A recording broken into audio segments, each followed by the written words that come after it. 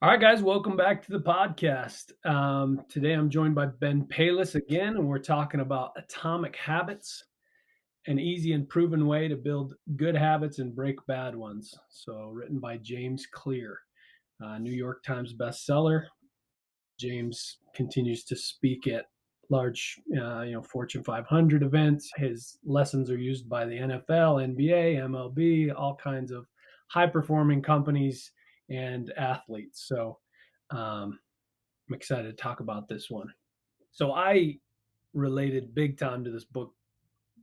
I think just because of the mode I'm in, right? I refocused myself on this like podcast on personal development. Like in the last year, I allowed myself to get pretty like out of shape, isolated, just like bad habits, a poor lifestyle compared to what I'm typically living. And uh, I sort of reset a few months ago and said, you know what, I'm going to get in shape. I'm going to read. I'm going to learn. I'm going to build a podcast. Like, start doing all this stuff. And then I read this book and I was like, this is really reinforcing a lot of these behaviors, but it also gave me some excellent ideas of how I can improve every aspect of my life. So I was really into the book. I thought it came out really hot too. Like the first, I don't know, third of the book is packed with some really cool insights and stories. So I did find his backstory, really interesting when you talk about the book kind of coming in hot of some obstacles that he was faced with when he was in high school, right, as a young adult because of an accident, and sounds like that was pretty brutal. And then because of the challenges that he was experiencing due to that accident, some of the habits that he had to come up with really just to function, survive, and then eventually be able to achieve something. I thought that was a really fantastic backstory into why he feels that habits are so important, to get you where you want to go. Yeah, quite the character, right? I mean, he if I remember correctly, he wasn't able to play high school baseball, but then still managed to make a college team as a result of his work ethic and habits he had practiced, right? Yeah, from what I'm remembering, I think he did not make it his junior year, and then his senior year he made it. But I think what he said is like saw the field like twice, That's in right. not so meaningful moments, and then yeah, had an opportunity to go somewhere for college, and then really started to improve from there after changing a lot of habits. That's right. And early on, that was one of his aspirations. He was like wanted to be a professional baseball player, right? He was willing to put in the work, but had an accident, and that sure shook him. But he ended up setting multiple records at his college in baseball. So, very cool beginning to the book, and a phenomenal feat as an individual. Yeah, it is, and I really related to that as well. Because of my daughters, growing up playing fast pitch softball, and their their course on what they wanted to do, was to go play college ball, which they were able to do that. But really made me think back to the habits that we had to have them instill in themselves if they wanted to make that goal. And the push and pull, the tugs from parents to kids to try to get them to do that, and the reasons why. So I really related well to what he was talking about because of that. Very cool. Yeah, shows his character was pretty awesome, and he built on that. Started learning about habits, reading and figuring out how to improve himself incrementally, and then he sort of stumbled onto this thing of habits and became a leading expert in the field, and has now been a teacher for millions of people. So, pretty cool guy. I just wanted to get started in the book, define what he says is a habit, right? He says a habit is a routine or behavior that is performed regularly and in many cases automatically. So a bit of a, sometimes it's subconscious or even if it's intentional, it's something that's like a part of your regular routine. And something that's sort of ingrained in your identity or your daily activity, right? And he actually will get into the identity thing a little later. Um, so he says, changes that seem small and unimportant at first will compound into remarkable results if you're willing to stick with them for years. We all deal with setbacks, but in the long run, the quality of our lives often depends on the quality of our habits. I thought that was interesting. He's talking about basically how, the quality that your life will be is made up of daily routines, habits, the energy you put into each and every small moment. Yeah, that's so true. When you think of your life and what it's like, what you like about it, what you don't like about it, the energy that you put into things is really what you end up getting out of it as well. So, if you put energy into, um, you know, being disciplined in whatever it is that you want to change, well, then you're going to have great results. If you don't, you're definitely not going to. So it was interesting, really, and I related really well to when he talks about that uh, changing habits are the things that really change results, and that's so true. When you think about it, well, hey, I'm going to lose 30 pounds, or whatever the case may be, but and you work towards that, but you don't really change your habits, so you might reach that goal. However, you're going to fall right back into those same bad habits that you had prior, and go back to probably your baseline of where you were before you started to try to reach that goal. So I think that was awesome, talking about the habits, and that's really what changes your life course. Absolutely. And I already kind of mentioned it, and I have it highlighted in here somewhere, is like our habits make up our identity to a degree, right? Like who we perceive ourselves to be is based on, at least in large part, the things we do, right? The way we behave day to day is sort of how who we believe we are. And if you were to sort of, when you introduce yourself to someone and they're like, tell us a bit about yourself. Well, you talk about what you enjoy doing, the activities and the energy that you put into, various things. And so it becomes a piece of who we are, right? And so a habit can truly define who you believe yourself to be and how you believe yourself to be, or the quality of your life, right? So how much you enjoy it, how much you are fulfilled by day-to-day activities, right? So if you put tons of time and energy into negative behaviors, which are all over the place, right? uh, the amount of fulfillment is not very, very great.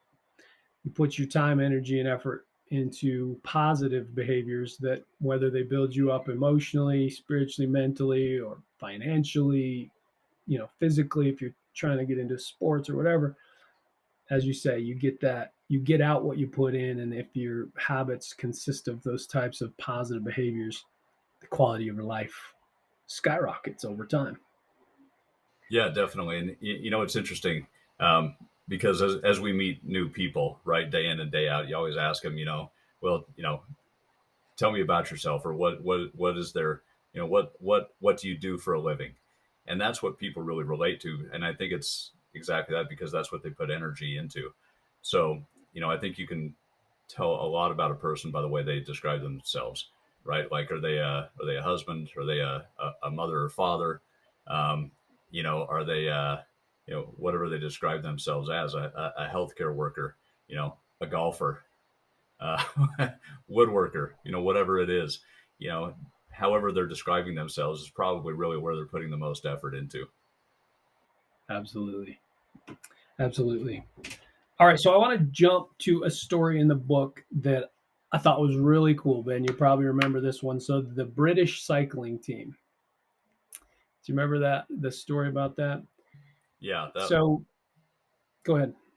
I was going to say that's just pretty amazing, um, about that story about just incremental change. So yeah, I'll let you go ahead and finish your thought there. Okay, yeah. So the British cycling team, uh, they basically were irrelevant to the sport for like decades. I mean, they always had a team, but they just never really competed, right? And eventually, they hired a guy by the name of Brailsford, and he had been hired to change the trajectory of the team, and so he was their manager and coach. And so he believed in this idea that the aggregation of marginal gains, which was the philosophy of searching for tiny margin of improvement in everything you do. So he takes this team of basically non-competitive cyclists and starts analyzing all kinds of things, like, putting alcohol on their tires to make sure they had a little more traction, to the bed or mattress that they slept on to make sure they got the best sleep. And like, they went to doctors, and they're like, they just went to every different aspect of these people's lives to make sure that they could get the proper sleep, the proper training, the proper equipment. And they wore indoor uniforms outdoor because the wind resistance was just a tiny bit less. And so they found all these teeny little marginal benefits, and the accumulation of all those things added up to a very large um, improvement. And so then that British cycling team went on to dominate for several years, and they won Olympic medals and all kinds of, like, the Tour de France and everything. And so um, I think that wraps up the idea very well of our daily habits, right? The small things that we put our attention and energy into daily accumulate and become an exceptional uh, experience or achievement over time. Yeah, and I think anyone can relate back to that. It's funny. I watched a documentary the other night about Peekaboo Street, who was really talking about the same types of things, right? Small incremental change that really adds up, and you know, it really showed her point when it talked about her winning the Super G by 1/1000th of a second. I mean, you can't get any closer, right? A thousandth of a Wow. second between gold and silver at the Olympics in, I don't know what, like '96, I think.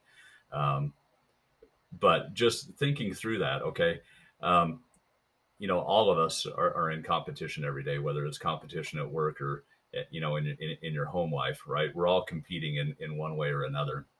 And what are some of the small changes that you can make in your daily life to help you become better, right?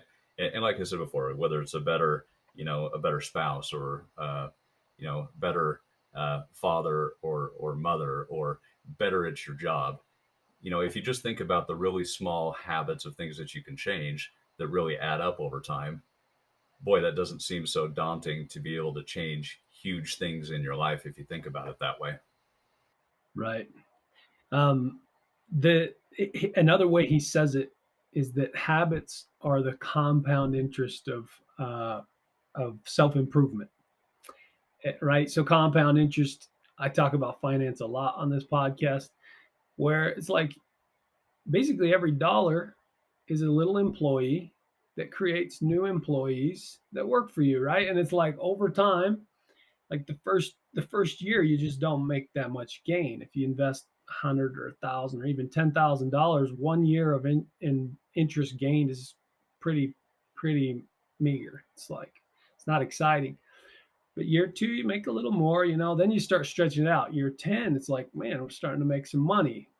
Year 20, year 30, right? By year 30 to 4, like the years between year 30 and 40 is like hundreds of thousands, or even, depending how much you've been able to invest, millions of dollars of income, right?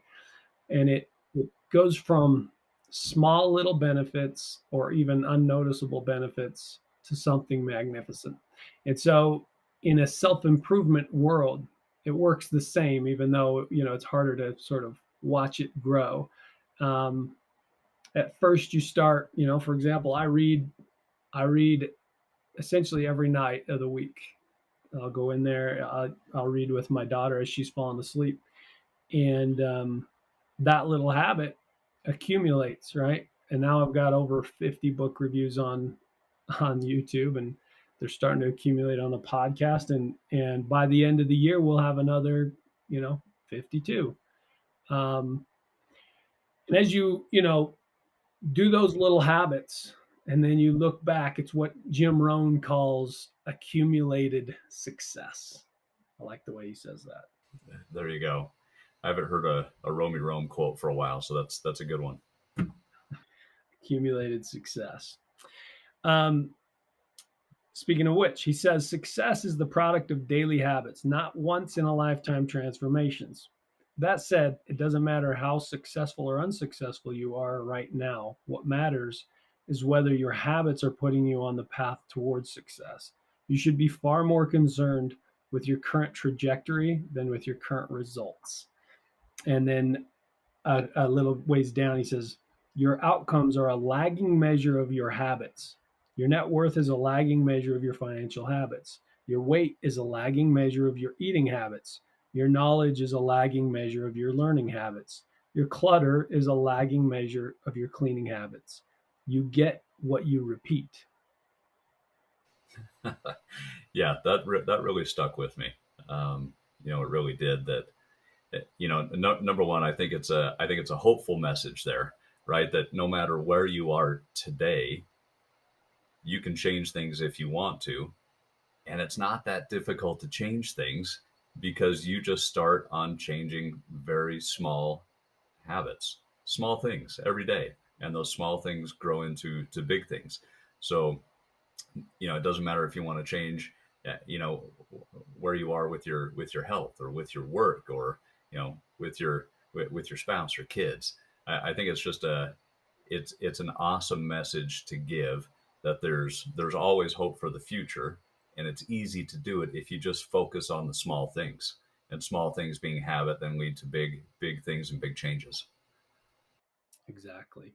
Like I heard, speaking of Jim Rohn, he he has a one of his talks. He's talking about you could read a book and you should read a book, but you don't read a book, right? And the more you do that, that's called accumulated disaster. Versus the opposite is you can read a book, you do read a book, you read a book every few days, right? And he adds it up and he's basically like 10 years from now, you're thousands of books behind in learning compared to your competition or the other people around you, right? And it's like you can't afford to be 1,000 books behind if you're trying to compete in an industry, right? Like the 10,000 hour rule, that like all these studies that we're used to hearing, it's like it's an accumulation. Like think how fast the last 5 years went by, and you probably achieved some things you wanted, and you probably went, man, I probably should have given a little more effort in this area or that area to be in a different spot today than I am, right? And the next 5 years are going to pass as well. So, like, what daily routines are going to accumulate over the next 5 years to change where you stand, right? Change your perspective, change your knowledge, change your health, like whatever your goals and ambitions are. Yeah, that's so true, and we can put that into any part of our lives. I go back to thinking about, okay, now that I'm getting older, I still love to go elk hunting, but I'm in nowhere near the shape that I am now that I was when I was 20. When I was 20, heck, I can go run up and down the hills, mountains all day, right, and chase elk left and right, and it was no big deal. Now it's not the same. So a couple years ago, when I went and almost killed myself trying to run up and down mountains, I was like, this isn't working anymore. I got to change some things.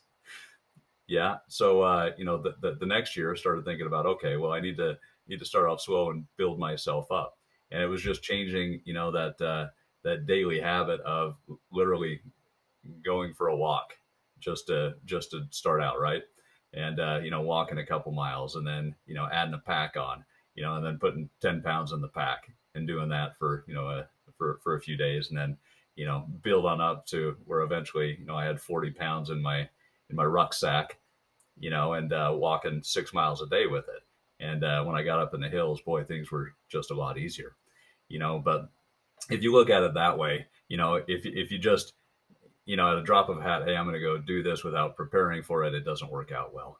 and then thinking about, oh my gosh, all the things I need to do to be able to do this again. But if you just break it down right into individual habits that you change every single day, I don't want to say it becomes effortless, but it becomes a lot easier for sure. Becomes easier, right? And here's something he addresses later in the book that goes along with this, like, incremental progress is, um, you can lose your progress really quickly versus how long it takes to gain it, right? When talking about compound interest or any interest, like if I have $100 and gain 50%, now I'm at $150. But I only have to lose 33% to be back to 100, right? Or if I started with 100 and I lose 50%, now I have to gain 100 to get that $50 backed up to 100, right? And so it's like the rate at which we can lose, is often faster than the rate at which we can gain. And so he talks about putting the effort in, even on the bad days, even if you can't give your full self to this particular activity or habit, show up at least to some degree, right? So in the world of fitness and hiking, it's like, okay, maybe you're trying to hike an hour a day, which is a big deal, right? But today you can't, you don't have an hour, or you're exhausted or whatever. It's like, well, go put some effort in, get your heart rate up, get like a partial workout in so that you maintain instead of declining, right? And so that's part of what a habit does for you, is it's like, this is something that I'm going to work on daily to make sure that I at least maintain, and on good days grow, right? I thought that was an interesting concept. Yeah, there's a lot of people that talk about that. You know, David Goggins, or Jocko, or Joe Rogan. A lot of those people talk about, what, I don't take a day off. However, I don't go in and try to kill myself every day either. Well, maybe Goggins does, but Yeah, he he was might. a rare breed. But they all do something every day. Whether it's just stretching, and like calisthenics or something, just so they don't lose that momentum and break that habit. Get yourself into the habit and then just keep doing it. And then, like you said, gain when you can make gains, but at least maintain. At least maintain. I mean, I'm well aware of that. Charlie Munger says, like, don't disrupt the compound interest, meaning like in the investing world, don't buy and sell. Just like let the compound interest carry, right? But that means you're letting those dollars in the stock market do their thing. There's never a day off, right? And so in your own personal development world, don't take the day off. At least put some effort in, right? I thought that was really cool. Um, I'm going to shift gears here. He says many people begin the process of changing their habits by focusing on what they want to achieve. This leads us to outcome based habits. The alternative is to build identity based habits, which is, with this approach, we start by focusing on who we wish to become. I'm going to tie this into a couple more phrases. On a couple pages later, he says, it's one thing to say, I'm the type of person who wants this. It's something very different to say, I'm the type of person who is this. And then the last thing, he says, the goal is not to read a book, the goal is to become a reader. The goal is not to run a marathon, the goal is to become a runner. The goal is not to learn an instrument, the goal is to become a musician. So, associating your behavior with your identity is a very powerful way of getting yourself to do it. Now, I've heard Tony Robbins say, we always come through on who we believe we are. I thought that was interesting. So if you say, I'm I'm just a smoker trying to quit. Well, you believe yourself to be a smoker, right? Like, you're trying to go against your identity by trying to quit, and eventually you'll come back to your identity as a smoker, right? So it's like, I'm just a runner. I'm a podcaster, right? It's like if you are just trying to implement a behavior, it's sort of going against the grain. If you believe yourself to be that thing, someone who runs every day, someone who hunts and hikes, like, then suddenly your behavior begins to match your identity. Yeah, for sure, and that's something that really struck me, and will stay with me. Um, is that when those habits become part of your character, that's when they really follow through, and then you can make actual changes in whatever it is that you want to change. When you tie that to your identity, um, that's strong stuff. And I think it goes back to, when people describe themselves, right? Do they describe themselves as a runner or a golfer or a hunter, fisherman, you know, whatever it is? Well, that's where they put their effort, and that's what their habits have helped them become, because that's part of their identity. So then it goes back to, okay, what do you want to change in your life, right? Well, then what do you identify with? Make that a part of your identity, and then work through the habits that you need to change in order to become that type of person. Right. So, like, someone that you admire or respect where they are, what they've achieved, how they live, right? So it's like, okay, if you want to achieve similar things to them, live a life similar to the life they live, right? At least in regards to that aspect of their life. So, here we are on a podcast. Like, if I want to be a successful podcaster like Jocko or Joe Rogan or whatever, go listen to Joe Rogan. He says he's been doing this for like 10 years. When nobody listened, he was podcasting, That's right? right. And now he does like episodes like daily, I think. I mean, I don't track it, but he does a ton of episodes. He's done thousands of episodes. Yeah, he's doing So three that per week means, every week. yeah, he produces a lot of episodes with quality content, right? And so it's like, if I want to be a podcaster, my life should reflect that, right? And so it's like, if I want to be a podcaster, that's one thing. If I am a podcaster, that's something I do, right? That's something I do. It's not just a dream. That's a part of my identity, my activity. It's my daily living, right? It's like working on my podcast. And that doesn't necessarily mean producing an episode, but working on the next episode, promoting the last episode, right? Writing about it, prepping like my guests or my equipment or whatever, right? It's interesting. So he actually has a bit on that our identity is literally our state of being, or our beingness is the way he says it, I think.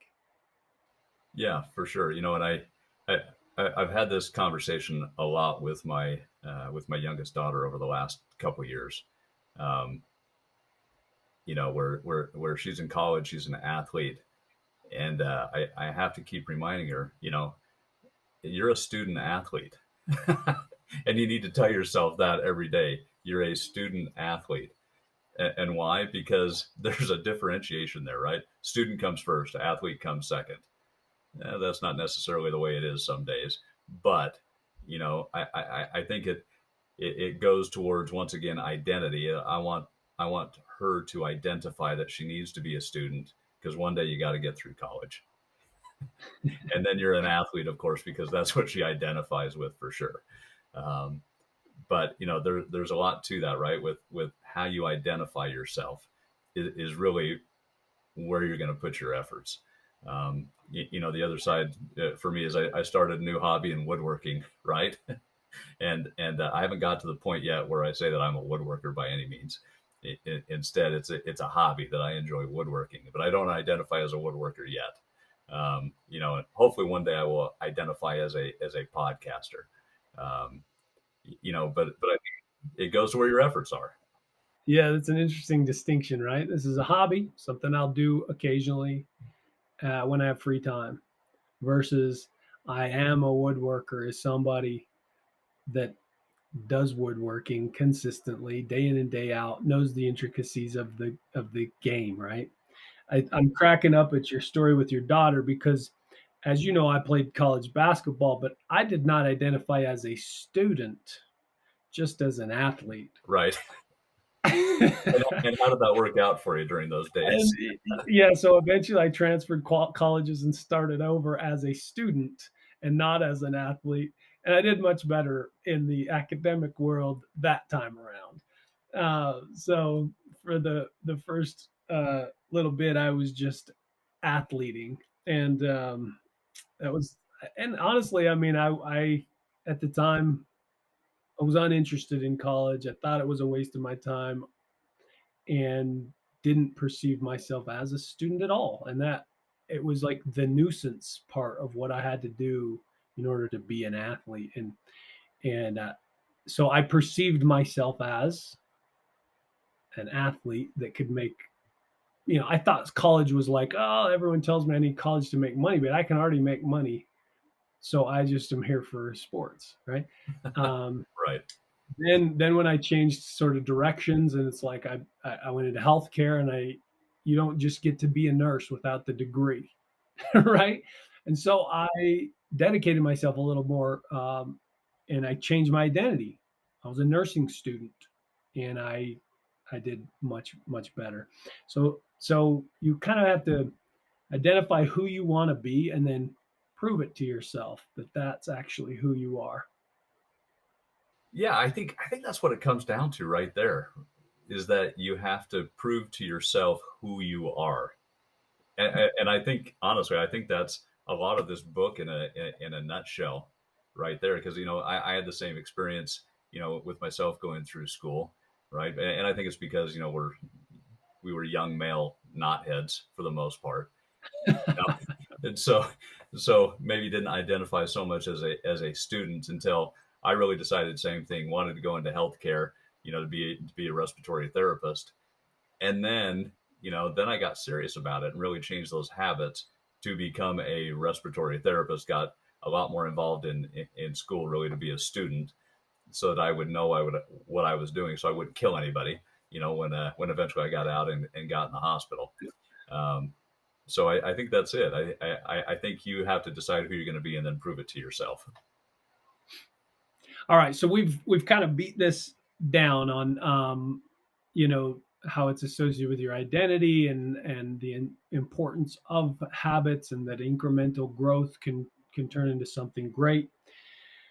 So how do you change yourself, right? It's a complicated thing for a lot of people, but it's actually simple. And he has like a four-step process that he uses, to change your habits. Now, um, before we, just outline those four steps, he says the best way to start a new habit is essentially to fill out this statement. And then he goes into a study where these people who said they were going to do this activity on this date at this time in this place, their rate of success for actually following through with that, goal went through the roof. So originally, only like 35% of people actually did the habit that they said they were going to do. But when they filled out the statement that way and wrote it down, 91% of that group actually exercised as they said they were going to.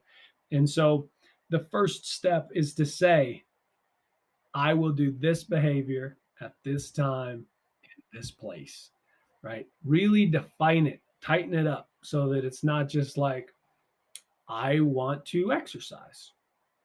Well, that's a great idea. Right. We all want to exercise.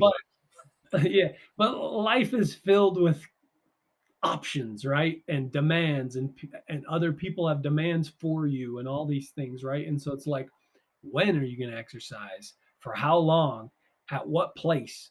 Do you have the proper clothing and everything? Like, really understand what you're trying to do. It's like, I am going to exercise, not I want to. I'm going to exercise every morning at 7 o'clock at the rec center, right? Like, make sure that you know exactly how, when, where, what you're going to wear, how you're going to get there, and for how long you'll be there.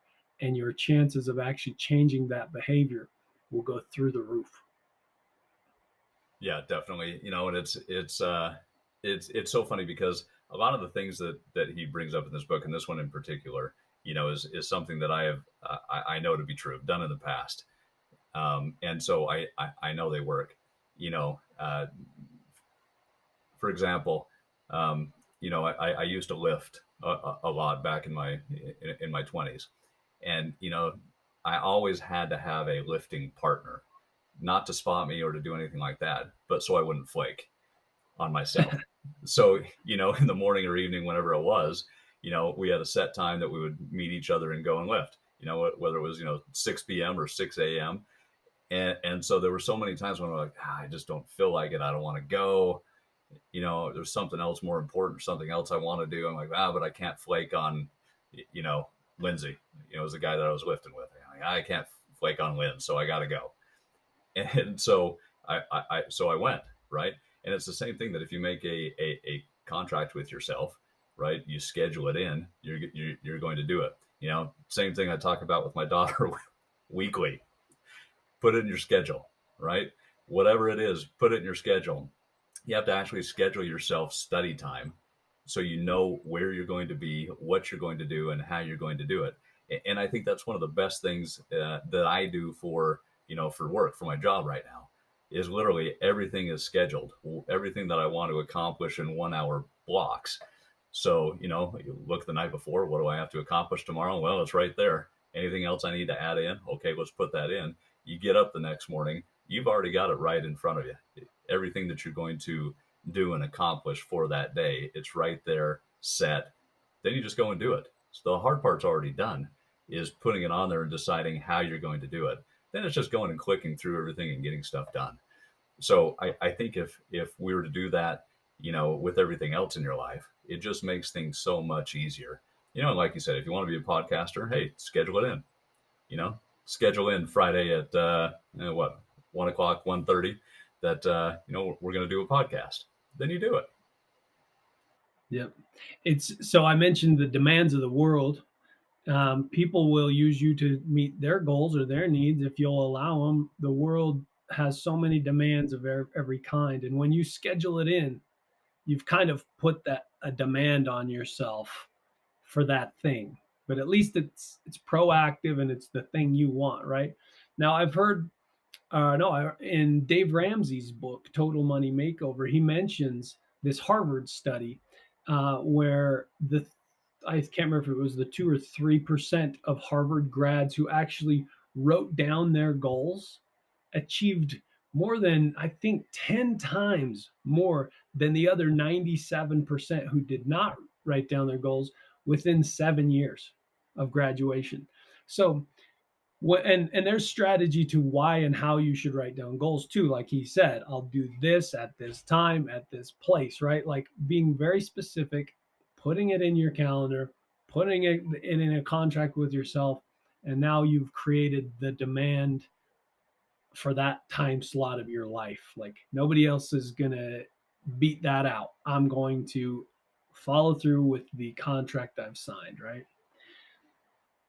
So moving on to the four step process. I don't want to leave that hanging too long. So he says the four-step process is the cue, the craving, the response, and the reward. So a cue can be almost anything. Like depending on the habit, you are getting cues from the world around you all the time to do something, right? Every time you're driving home, there's billboards everywhere trying to cue you to go do something for that marketing company. It's like when you get home, like are you cued to hang up your jacket, put your shoes a certain place, like go see your family? Are you cued to dive into the goodies drawer, or are you cued to like eat a salad, right? Like there's cues everywhere, all kinds of things. Certain things trigger people to want to smoke, right? Or drink or whatever. There's just so much. And so what you want to do is create cues in your life that remind you, like, oh yeah, I'm gonna exercise now. Like he gives the example: as soon as you get home from work and take off your work shoes, that's the cue to put on your running shoes, right? Or your and so it's like if you want to, you can you can change the environment around yourself to eliminate cues for the unwanted behaviors and add cues for your desired behaviors. So that's kind of the first step is how do you create cues? Yeah, for sure. You know, it throws me back to you know, as a teenager, and one of my grandfathers was a real heavy smoker, and he had a heart attack, and you know, doctor told him, look, you need to quit smoking, or you're gonna die. That's all there is to it. And so, you know, pretty good incentive, you know, at least for him to stop smoking. And so, you know, he used uh, that same I guess same type of reasoning, right? To place cues all around him to help him quit smoking. And so what he did is he replaced cigarettes with licorice, with little licorice nibs. And so everywhere that he went, there was licorice nibs around. When he was in a stressful situation, he always had licorice on him. You know, he'd leave it. You know, he replaced all the ashtrays in the house with licorice nibs, and so no matter where he went, those were around there. So every time he had a craving for a cigarette, he could pick that up and substitute that instead. You know, and that's just something that I related back to in my past. Is like, oh yeah, that's a great way to change your habits. Is to, yeah, to leave yourself cues to substitute behaviors. Yeah. So it's interesting. We actually my television is like in the wall. It's got this hole, above the fireplace or whatever. So I built a beadboard panel that just slides right over it, and it's a decorative appearance, right? So first of all, it looks better aesthetically, but we've noticed that whenever that's up, our kids ask for TV less. Like it's like a nuisance to pull it down, right? And so it's like, ugh, we don't want to like pull the decor off the mantle and pull the board out, and then we got this board sitting there. Like I had better ideas of how to not have a board sitting there, but I actually am glad that it's like that because it's annoying that it's like sitting against the wall or whatever, right? And so it's like I'm more motivated to put it back when we're done, but I'm unmotivated to pull it off because I got to move the junk. And it decreases the cue to watch a show or play PlayStation, right? For all of us, for my kids and everything. And so a super effective way to eliminate a cue that we don't want. We don't need more screen time. Everybody knows that, right? Um, and so then, the opposite end is like, what's a cue to get us to go outside and play? Or what's a good cue to get me to the gym, right?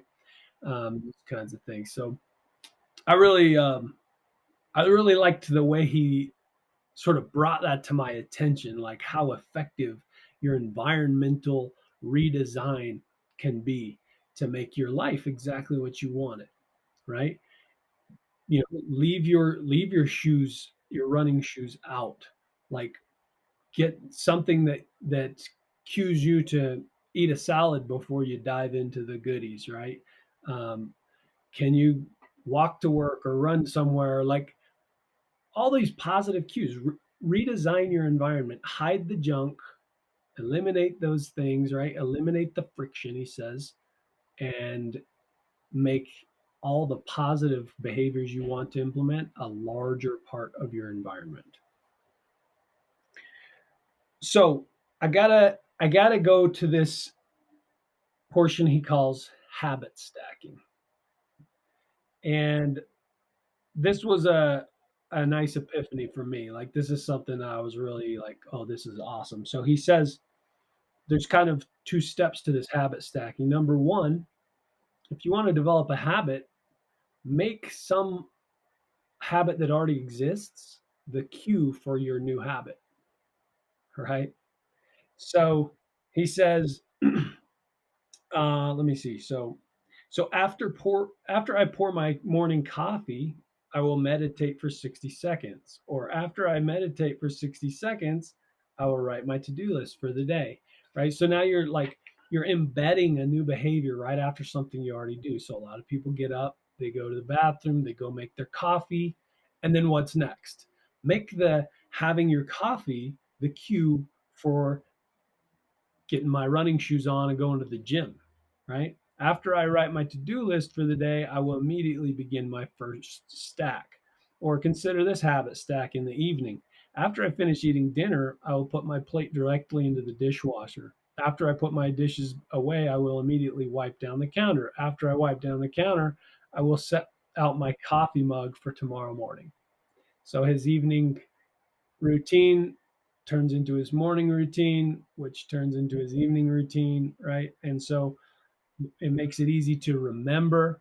And then once you've ingrained that into your life, it's like you don't even have to think about it. You do that great behavior automatically. Yeah. Yeah. Yeah. Habit stacking can be very effective. That's for sure. And I thought he laid out really well, how that works for you. And like you just described, one habit leads to the next, which leads to the next, which leads back to the first. And that's really how you change things. So yeah, I thought that was very effective the way he laid that out. Right. And just like you talked about putting it in your calendar so that then the next day you wake up and it's already laid out. He does have an example of like make your morning routine. If you want to read more in the morning, you get up, you make your bed, you put your book on your bed, and then you go about your day. So when you come home and it's evening and you're ready to get in bed, your book is sitting there waiting for you to read a chapter before you go to sleep, right? And so like your morning routine helps your night routine and your night routine helps your morning routine. Okay, so I'm going to jump to how, like he says, one of the most common questions I hear is how long does it take to build a new habit? Do you remember this? Any guesses? How long does it take to build a new habit? I He know, says what? I was just say I know for myself, it's always been about 14 days. It feels like 14 days. the same thing over and over and over. Yeah. So what he says, what people really should be asking is how many does it take to form a new habit? That is how many repetitions are required to make a habit automatic. So he's talking about the neural circuitry in your brain, and that when you do something different, it's a brain trick, right? And then you do it again and you start building those circuitries and you do it again, you do it again, you do it again. And he says that there's not a magic number of days or times, but depending on the behavior, it just takes repetitions, and that could be a little more or a little less, but you've got to get the reps in, right? So we're very accustomed to lots of reps in sports. Go, get your form correct as you shoot the basketball, or your swing, you know, how you swing through the ball and extension of your arms and all these things where like it's super easy in the sports world to sort of break it down. But um, what about your habit of reading? Like you got to get those reps in. And so if you're going to read once a day, you got to make sure that that's built into your habit stack and that you do it without fail for a certain amount of reps. Yeah. So I go back to, you know, changing others' behaviors, as a good way to think about changing my own. So, um, one of the hardest things ever was trying to get physicians to change their habits. To either prescribe a new medication or to use a new device. Right? It's trying to get them to change a habit. And so, really, what we figured out is it took 7 or 8 times of telling a physician the exact same thing over and over and over again before you started to see any change whatsoever.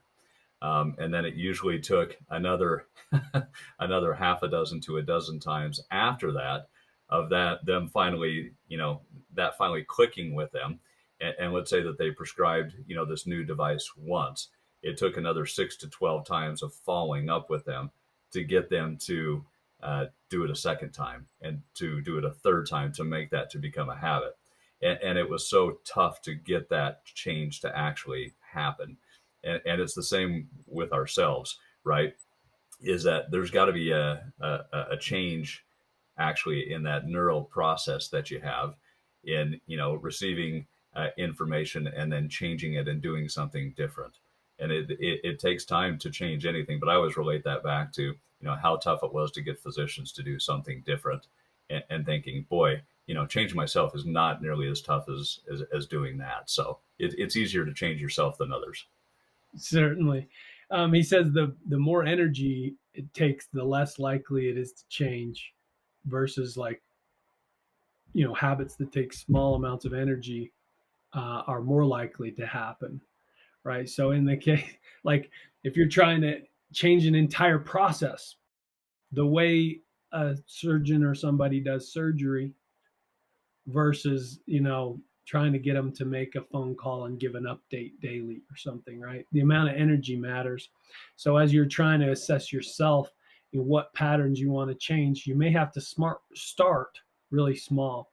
So if you've never exercised and you hate exercise, and yet it's causing, sort of grief in your life, you're overweight, you're unhappy, you're depressed, all the negative effects of sedentary lifestyle. It's like, all right, well, the first step is I'm just going to put on my shoes and walk around walk 100 feet and back, and boom. And right, you start at that very simple, easy to do, didn't take long, didn't take a lot of energy. You didn't have to feel weird going to the gym or anything, right? It's just like I walked down the block, I walked back, done. So going for like a 100-foot walk is not going to change your health, but you start ingraining this behavior and associating with a positive moment, right? I'm someone that exercises. You actually go out and prove it to yourself. And after that becomes a part of your routine, you come home, take off your work shoes, put on your running shoes, walk 100 feet, come back. All of a sudden, that's not hard. It's not challenging. It's a part of your identity. Now you extend it a little bit. You're going to go farther, right? You're going to go farther. And then as you grow upon that, you build upon that habit, pretty soon you truly are a fitness person. You're someone that exercises daily, right? And actually doing it at a level that changes your um, hormones and physical being, and challenges your heart and muscles and all that stuff, right? So there's this cool diagram that I thought was kind of impactful, where he basically shows that you have a choice, and it's got this like scale of good day, bad day on it, right? And so let's say you make a choice, a positive choice, which leads to another choice, which could be good or bad, and so on. And your day is made up of multiple decisions, and then that determines sort of the outcome of your day, right? He says the difference between a good day and a bad day is often a few productive and healthy choices made at decisive moments. Each one is like a fork in the road, and these choices stack up throughout the day and can ultimately lead to very different outcomes. Meaning that these small little incremental steps determine the day, and then each day determines the week, the month, the year, and then years determine ultimately how fulfilled you are with your life. Yeah. To be honest with you, he makes things so easy, right, in here, that you start to think to yourself, at least I thought to myself, why am I so damn lazy? It's actually pretty easy if you think about it the way he lays it out, to change many, many things in your life.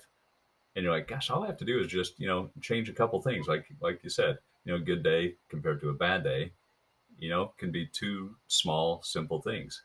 And that leads to, a good day, to a good week, to a good month, to a good year. Why don't we do it? Right. And the key is to stay below the threshold where it feels like punishment or torture or whatever, right? Yeah, for sure. So whether it's journaling or exercising or whatever, do that positive behavior to the point where you're like, I achieved it, but I'm not starting to feel resentful or angry or frustrated about it, right? So it's like you may even have to, who does he quote? Some famous author, that the key to writing is to stop before you're like finished with your ideas or concepts or whatever, right? And so it's like it leaves you wanting to continue to write that thing, right? Finish your story, your thought, whatever. Because then it's sort of like you didn't hit a place where you're like, oh, I have writer's block and I don't know what to do. And I'm like, been sitting here for hours. It's frustrating, but rather you're on the other end of it going like, man, I was on to something and my timer went off and I close my laptop and I leave. Now I got to come back tomorrow. Like I can't wait to come back tomorrow. Right. And maybe you're not that excited about it, but at least you're below the threshold of like associating the behavior with negative feelings. Yeah. Well, that's the thing. It leaves you wanting more, right? And we all want more of a good thing, and we want less of bad things. So if you can leave yourself wanting more of the good things, well, then you're gonna have more of it. And he talks about too about changing bad habits, right? And making those bad habits more difficult, more painful for you. So then you stop doing it. And humans are creatures of habit for sure, right? We don't like pain. We like positive reinforcement. So when you're thinking through things on how you want to change it, give yourself positive reinforcement for the good things and then negative reinforcement for the bad things. Right. Yeah. Associate the things you want with positive experiences and emotions, right? And you'll be more likely to do it again. We react really like we have big reactions to negative feelings and outcomes, right? It's like 10 people could compliment you and then one person goes like, I freaking hate your shirt. And you think about that one more, right? It's like, what do you mean? What?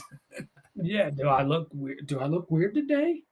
It's like 10 people have complimented me, but one ruined it, and that can be scaled out to pretty much anything. Feedback at work, feedback on your physical appearance, feedback on your intelligence, like whatever. We really react strongly to negative. And so, yeah, make something painful, you'll quit. Make something really positive, you'll continue, right? He does have a section where he talks about sort of the genetic or predisposition to being good at something. I found this really interesting. He talks about Michael Phelps versus a runner. I can't remember the guy's name because it was some other country, but the runner was 5'7" or something, and Michael Phelps is 6'4", pretty big dude. But they had the exact same seam, like inner seam on their pants. So the runner 5'7" had unusually long legs for his build. Michael Phelps, on the other hand, 6'4", has unusually short legs and a really long torso and long arms, right? So they were perfectly built for their sports they excelled at. Like the runner was 138 pounds, and Michael Phelps, I think he was just under 190 at his swimming prime, right? So every pound is a curse in long distance running, but all of Michael's muscles primarily in his like upper body, which is not a curse for a sprint swim, right? And so Michael would have never qualified for the Olympics in running, and the other guy would have never qualified for the Olympics in swimming. So they had this genetic predisposition to those things. But then they were lucky enough to be exposed to those sports that they were at a young age, and then had to develop the habits that would make them excellent, right?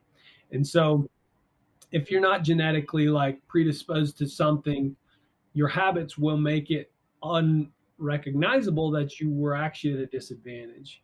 If you are genetically like geared for that thing, your habits will make you excellent, right?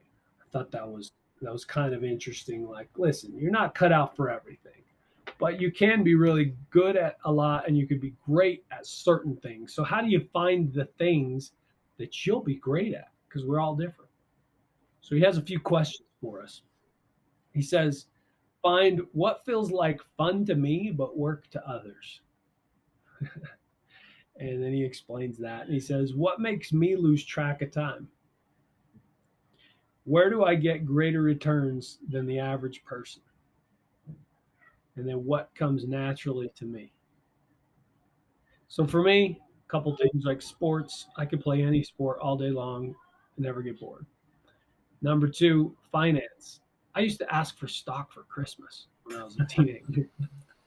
I freaking loved finance. Like, so weird, but some people are so bored by it, it would like destroy them to have to be an accountant or a financial advisor or something, right? But like, so everybody's got some weird thing, right? It's like, are you into art? Are you into fitness? Are you like, what do you do that sort of a lot of people find as like boring or monotonous or difficult that you feel like is fun, entertaining? You could outlast the competition. Yeah, I think there's a lot to that, and I go through, my life, and you know, everyone gets a feedback mechanism of sorts, right? And he talks about that. What are the things that you find pleasant or enjoyable? What are the things that you think that you could be better at than others? Other people wear out, and you're like, hey, I still kind of like this. This is pretty fun. And those are the things, I guess, that you're drawn towards, that you can be better at than others. The other thing too, is that I think I think people need to get out of their comfort zone and try new things, because how do you know if you're going to be good at something if you never try it? So my wife gets after me all the time that I try too many things, and then pick them up and focus on them for a certain period of time, and then put them down and don't pick them up again. But to me, it's like, hey, I'm trying new things. I want to see if this is something that I'm going to enjoy doing, if it's something that I feel like I can be good at in the long term. So I think that's another point too, is that I think people need to get out of out of their own ruts, and try something new and see if you like it. Kind of what I thought about when he was describing that, and I tend to relate a lot of things back to sports, but with my daughters in softball, when they were younger kids, my youngest one, she was just built for softball, um, because she's fast and has a rocket for an arm. One of her teammates, she started to grow very, very quickly, had really, really long legs, and she was playing shortstop. And by the time she was, like 12, 13, she could hardly bend over and hit the ground anymore with her glove. And it's like, I think she might be better at basketball or volleyball, actually. And her parents helped steer her in that direction. But you get that feedback mechanism of what you're good at, what you can do better than others, and whether it be sports or business or anything else. I think that's what we need to do, is use or utilize those individual feedback mechanisms to see if you can become good or better than somebody else at it, and go with it. It's interesting. Like sometimes we don't even know what our talents are until we try those. We come across them, right? So it's like you got to experiment, experiment, experiment, and then you'll find certain aspects of our lives. He goes on to say that humans love a challenge, but it can't be too challenging or we lose interest. He explains, like, imagine yourself playing tennis with a 4-year old and you win every time, super easy, no effort. Like you would be bored to death, right? Now try playing Serena Williams or whatever, right? You're gonna get your ass kicked every time, and it's not fun, right? It's not fun because she just freaking gets ace after ace after ace, and then you serve and she destroys you, and it's like not fun. But we need somewhere in between, right? We got to be somewhere that it's challenging, so there's a risk of loss. But if we give real effort, we can win, right? And that is where your habits should be built. It's like it can't just be so easy and lackadaisical that you really don't give any effort and you can just check it off your list. But also it can't be so challenging and use so much energy that you can't win, because that's associating those actions with negative emotion. So you really need to continually upgrade your emotion or your habits to match that level of interest to keep you intrigued. Yeah, that's so true. I think about my work career. When we talk about that, and for myself personally, I cannot do a job that I'm bored to tears at. It just doesn't work, and I become bored very very quickly, and like I got to do something else. This just isn't working out well. Um, on the other side, you know, I've had jobs where it feels like that I've bitten off, more than I can chew, and if you're constantly stressed out all the time, that doesn't work out real great either. Um, but it does give you at least the potential to grow. So if you're reaching, at least you have the potential to grow. You can change your habits, maybe to work yourself into that job where you then know enough that you're not stressed out all the time, and can actually do it and then not become bored with it. So I think there's a lot of truth to that. Before we wrap this up, I wanted to sort of re-hit the 4-step process. So we talked about cueing at a pretty in-depth level. There's craving. So the cue leads into the craving, right? You might you might just like smoking's easy because everyone knows that as a habit that's like associated with craving. But like with smoking, the cue is like I went in this room or I met this friend and we always smoke together, right? Then suddenly my body starts craving it. My brain and everything is like, "Ooh, let's get that smoke lit up," right? And then your response is actually doing the action, and you get your reward, which is the nicotine makes you feel, calm or whatever. So in the positive world, you create your own cues. Make sure you make that a big part of your environment. Everything cues. I'm a I'm an athlete. I'm an exerciser. Right. The clothes in your closet. The the things you watch on TV or Netflix. The posters you hang up. The books you read. Like the people you associate with. Suddenly, your environment is filled with cues, right? I have this Kobe Bryant book behind me. The moment like that could be a cue. Like I want to have the drive that Kobe had, right? Like so that's the cue. And eventually that'll create a craving. Like my body craves a good workout. And that's true. Like sometimes if I don't work out for a day or two, I'm like, ugh, I feel like garbage. My body's just itching for a good workout. And I go work out and I get all this dopamine and it's like I just feel alive. It's like this rush, and that's my reward. That's the response and the reward. It's like I go do the behavior, I get that reward. My brain is sharp.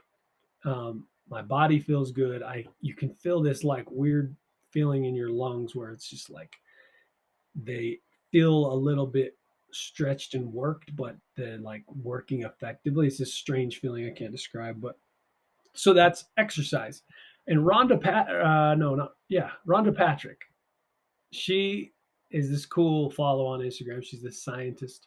And literally, like 2 days ago, she was talking about how kids have been shown to be more intelligent who have a higher cardiac index than those who don't. So, people who, even in children, but this is for all people, if you go exercise, you'll be smarter on a critical thinking test.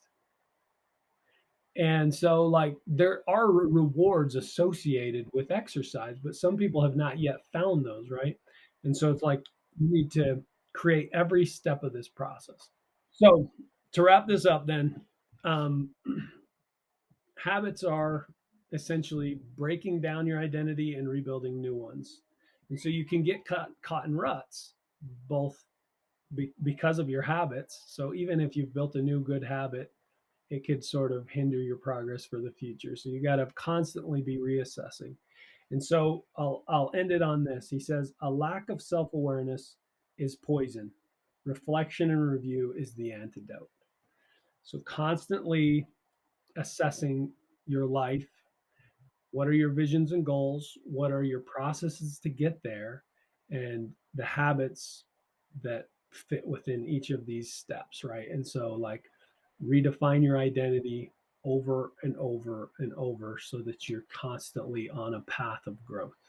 Yep, that's it, right? You know, I really appreciated this book, and I'll just say this: James Clear, you wrote a hell of a book.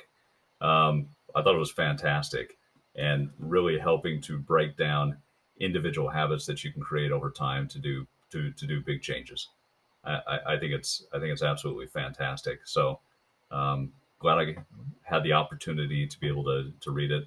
I really connected to a lot of it, and look forward to using a lot of these a lot of the habits and things that he put forth in the book through the rest of my life. I think it's fantastic, and I think anybody who read this would get something out of it for sure. So appreciate the opportunity. Yeah, I couldn't agree more. It was a fantastically written book, had great advice and a step-by-step process. So we certainly recommend this book to anyone. This is going to be one that I keep in my library. And I'll put a link in the show notes for anyone that wants to purchase it from Amazon. And we appreciate that. But otherwise, thanks for listening. We'll catch you all on the next one.